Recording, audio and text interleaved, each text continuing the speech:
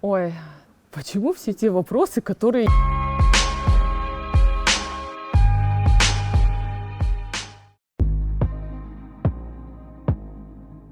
Наверное, мои коты.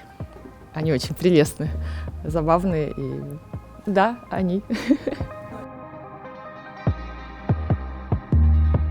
Сон на работе обязателен.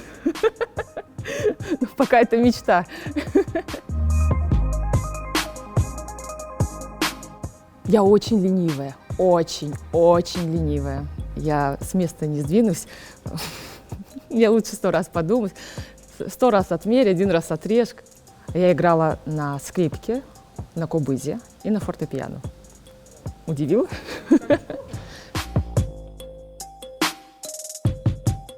Это очутиться на необитаемом острове, где только я и природа.